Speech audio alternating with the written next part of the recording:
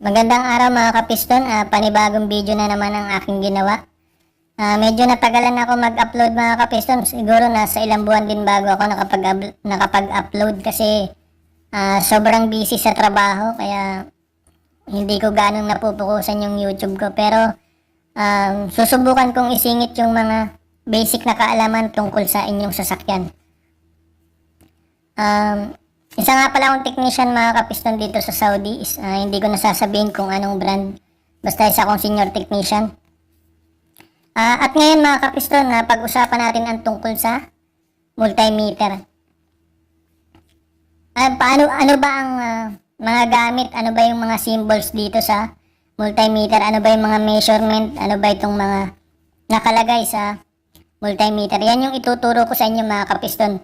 Kasi mga kapiston, kapag alam nyo kung paano gumamit ng multimeter, kahit hindi ka technician o kahit hindi ka master technician, kahit isa kang may-ari ng sasakyan mo, sariling sasakyan mo, basta marunong kang gumamit ng multimeter, kaya mong ma-check yung battery ng iyong sasakyan, kaya mong ma-check yung charging ng iyong sasakyan sa sarili mo lang. Hindi mo kailangan maging technician. Basta matuto ka lang ng paggamit ng multimeter. Ngayon, ituturo ko yun sa inyo, mga kapiston, para kapag natutunan nyo na to, kayang-kaya mo nang mag-check ng battery. Sa mga gagawa din ako ng video na kung paano mag-check ng charging at ng battery kung good or bad pa. Pero dapat matutunan mo muna itong unang step mga kapiston.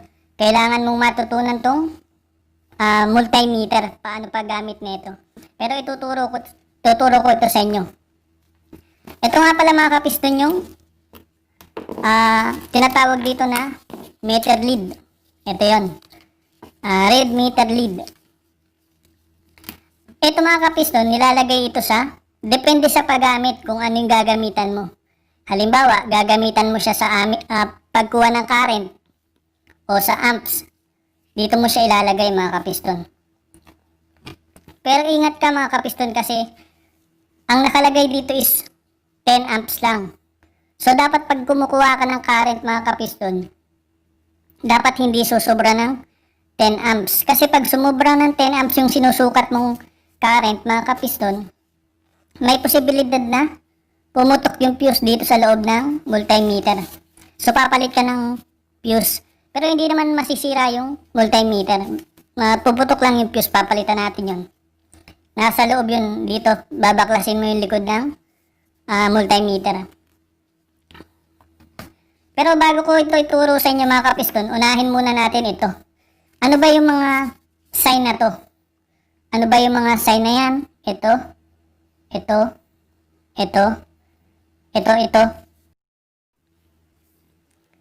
Unahin natin mga kapiston itong mga symbol na to. Itong nasa taas ng B, itong nasa taas, saka itong nasa taas ng A, saka ito. Napaka-importanting malaman mo yan mga kapiston kasi isa lang dyan yung ginagamit natin sa automotive. Itong symbol na to mga kapiston, alternating current ang tawag dyan. Ito namang isa, direct current. Isa lang yung ginagamit natin dyan sa mga sasakyan mga kapiston. Ito lang yun. Ito lang. Direct current lang tayo. Kaya pag gumagamit ka ng multimeter at sasakyan ang gagamitin mo, laging ditong symbol ka. Sa direct current ka lagi. Sa direct current ka. Huwag ka dito sa alternating current. Kasi ang alternating current mga kapiston, ginagamit natin yan sa bahay. Kasi more than one path yan. Marami yung pinupuntahan kung itong alternating, marami siyang pinupuntahan. Ang direct current naman, one path lang yan. Para, example, battery. Direct current to mga kapiston ha. Kasi ang alternating current, more than one path. Itong direct current, one path lang. So, ito yung example ng direct current. Halimbawa, ito yung battery ng sasakyan natin. Ito yung positive, ito yung negative. Pag yung positive, kahit yan pumunta sa mga electronic parts, kung saan ang components ng sasakyan natin na kailangan ng kuryente, bumabalik pa rin yan sa negative. Ibig sabihin, one path lang yan. Babalik pa rin yan sa negative. Na 0 volts na. Tapos, and then, pagdating yan sa positive, Parang ganun lang, paikot-ikot lang siya, kaya one path lang siya. Yun ang direct current. Yun yung ginagamit natin sa sasakyan. Direct current. So, ganun din itong A. Ano bang ibig sabihin ng B? Ano bang ibig sabihin ng B na yan? Ang tawag dyan is voltage. Ang tawag dyan mga kapiston is voltage. Ano ba ang measurement ng voltage? Is volts. Ito namang isa, amps yan. Yan yung current, mga kapiston. Current. Ang measurement ng current is amps. Huwag niyong kakalimutan to, napaka-importante nito. Ang voltage is volts, yan yung measurement niya. Yung current is amps. Ito namang 300 ito naman yung millivolts. Millivolts ito. So, 1,000 millivolts, 1,000 millivolts, equivalent lang yan ng 1 volt. Ang tawag naman dito mga kapiston, ang tawag naman dito sa symbol na to is resistance. Resistance ang tawag dyan. Ang measurement yan mga kapiston, huwag niyong kakalimutan, ohms. Ang resistance mga kapiston, nung yung nakaraang video ko, sinabi ko ang purpose ng resistance. Ang resistance kasi, ito yung pumipigil sa kuryente, sa pagdaloy ng kuryente. Nakaka-apekto ito sa daloy ng kuryente. Kapag ang iyong circuit ay may resistance, mataas na resistance, babagal yung flow ng current o ng kuryente.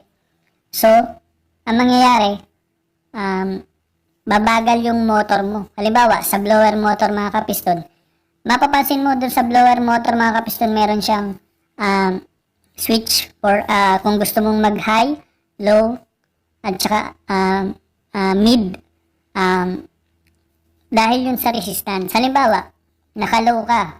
Sa blower motor to mga kapiston na, yung switch ng blower motor. Halimbawa, naka-low ka, mataas yung resistance nun. Meron yung resistance. Kaya yung motor niya mabagal dahil sa resistance. Ngayon, pag pinihit mo at nilagay mo sa mid, yung resistance niya medyo bumaba. Ngayon, ang mangyayari, tataas yung current. Kaya yung blower motor, lalakas ng konti dahil sa bumaba yung resistance. Ngayon, sa high naman, kapag high na yung blower motor, mababa na yung resistance niya. Kaya yung current ng blower motor, malakas na. So, ang mangyayari, yung blower motor ay malakas ang ikot dahil sa mababa na yung resistance. Yun lang yung napakadali lang tandaan ng resistance mga piston. Basta ito yung nakaka-apekto sa current o sa kuryente. Ito yung pumipigil. So, ang kagandahan sa kanya, pwede natin siyang magamit. Katulad sa blower motor, yun ang gamit sa kanya. Pero kung sa complete circuit at nagkaroon ka ng high resistance, hindi siya magandang, hindi ito maganda sa circuit kasi kapag nag-high resistance sa isang circuit, tataas yung, bababa yung current. Tapos, ang mangyayari, hihina yung motor mo kung anumang motor yung andun sa circuit na yon dahil sa taas ng resistance. Ito yun, piston. Ohms ang symbols niyan, ang measurement. Resistance siya, tapos ang ano niya, ohms. Ito naman mga kapiston, ito yung tinatawag na continuity. Halimbawa, sa isang wire, nagsasound siya na ibig sabihin na complete circuit o kaya wala siyang putol dun sa circuit na yun pag pinag-connect mo yung itong metered lead. Ito namang isa mga kapiston, itong dalawa, ito yung current. Yan ang current, ang tawag dyan is current. Kaya yan A mga kapiston, ang symbols ng current is amps. Amps ang symbol ng current. Tulad ng sinabi ko kanina mga kapiston, ito is alternating amps. Ito naman, o alternating current. Itong isa is direct current. So, ang sinabi ko kanina, ang ginagamit lang natin sa sasakyan ay ito. Hayaan mo na to kasi pambahay lang to. Ito yung ginagamit natin sa sasakyan, yung direct current. So, kapag mag-check ka ng alternating current, ng amps, ng current, kailangan naka-series position ka. Halimbawa, ito yung ito. Ito yung sinabi ko kanina mga kapiston. Ito yun.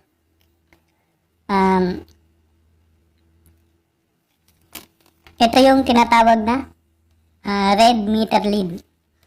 Ito naman yung common jack. Ang tawag dito is common jack. Ito naman yung positive jack. Diyan mo, kapag magme-measure ka ng voltage, ito, voltage, dito mo ilalagay yung itong red meter lead. Pag mag-measure ka ng resistance, kailangan dito nakalagay yan. Diyan nakalagay yan. Pero yung black, ito yung tinatawag naman na black meter lead. Ito yung black meter lead. Ayan. So, dito yan nakakonekta lagi mga kapiston. Hindi na babago ito. Dito yan sa common jack. Ito yan lagi sa common jack. Dito lagi yan. Ngayon mga kapiston, pag susukat ka ng current, series position, tandaan nyo lagi, series position. Ililipat mo tong red meter lead dito. Pero dapat yung susukatin mong current, mga kapiston, dapat nasa 10 amps lang. Kasi may posibilidad na pumutok yung fuse dito sa loob ng multimeter kapag mas mataas sa 10 amps. Kaya hahanap ka ng mas mataas ang amps na multimeter. Ito namang 1 milliamps ang tawag dito. So, 1,000 milliamps equivalent to 1 amps. Kaya mas mababa ito. Ngayon mga kapiston, mag-check tayo ng series ng current. Halimbawa, ito yung battery. Negative, positive. May wire dito. Papunta dito sa starter motor. Dito. Halimbawa, ito yung starter motor. Dito mo i-connect yan. Itong dalawang to, dito mo i-connect yan. Ganyan ang pag-check ng current. Naka-series position. Ganyan ang pag-check ng current. Mababasa. Tapos, itong rotary knob na to, kailangan dito yan. Sasakyan yung sinusukat natin kasi may battery na sasakyan. So, ang pag-check ng current ganyan, naka-series position. Yan ang mababasa mo ang current sa ganyang position. Huwag nyo kakalimutan mga kapiston. Ganito ang pagsukat ng current. Ngayon, pagsukat naman ng voltage, pag halimbawa, yung battery voltage nitong battery natin, kung ilang volts ba ito. Dito tayo sa kabila. Halimbawa, ito.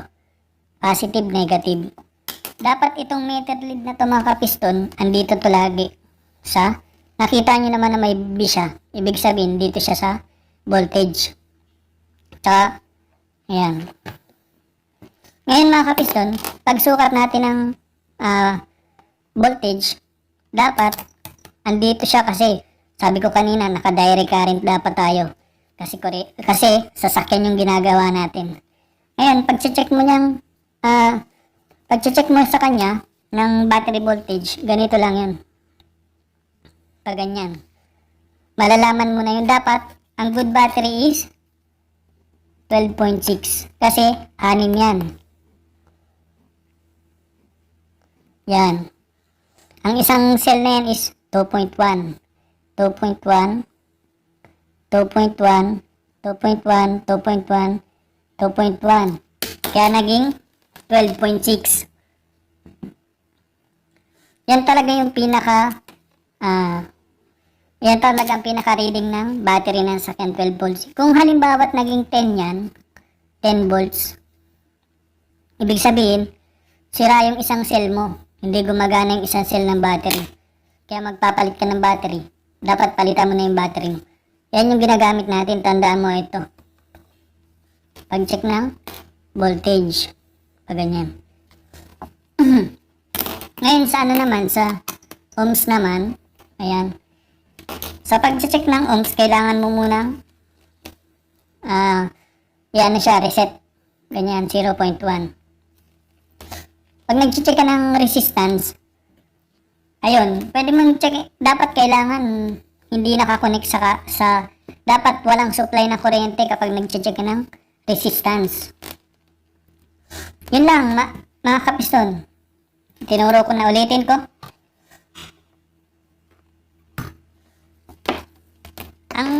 Itong black na to, mga kapiston, itong black na to, ang tawag dito is black meter lead.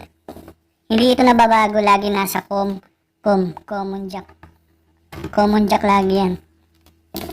Ito naman, pag current sa series position kapag current ang babasahin mo, dito ka. Pero dapat hindi mag-exceed o hindi sosobra ng 10 amps yung susukatin mo kasi puputok yung fuse ng multimeter. Ngayon, kung voltage naman ang gagamitin mo sa battery, dapat itong pula na to ay nandito. Tapos, pwede mo na sukatin yung battery. Pwede mo na siyang sukatin. Ayan. Walang kaso kung magkabaliktaran yan. Halimbawa, nagkabaliktaran ito. Kasi ito, black. Pag nagbaliktaran to, ang mangyayari, may negative lang dito, pero hindi masisira yung multimeter. Magne-negative lang yung reading niya. Kaya walang kaso yun, hindi masisira ang multimeter. Okay lang yun. Basta wag ka lang magkakamali ay dito, sa current. Pinaka-importante yan, current. Kasi, puputok ang fuse. So, ito naman, bihira itong gamitin. Ito lang yung madalas natin gamitin sa sakyan. Ito lang, tandaan nyo ito, tsaka ito. DC volts, tsaka direct current, DC amps, DC volts, tsaka resistance. Minsan ginagamit ko rin tong tawag dito, continuity, tsaka yun sa diode. Yan lang yung madalas natin gamitin. Basta wag kayong maliligaw dito. Basta pag sa resistance. Basta sa resistance, ito lang. Yung common jack andito. Yung red meter lead. Ito naman yung dito yan sa voltage.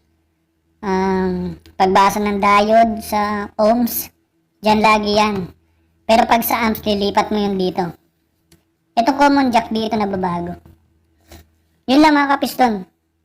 Alam mo ba mga kapiston, pag marunong ka magbasa nito, kaya mong ma-check ang battery mo, kaya mong ma-check ang charging system, kaya mong checkin ang ilaw ng sasakyan mo sa yung mga basic sa iyong sasakyan, kaya mong gawin kung marunong ka nito. Kaya mo nga rin hindi mo kailangan maging technician para matuto na ito.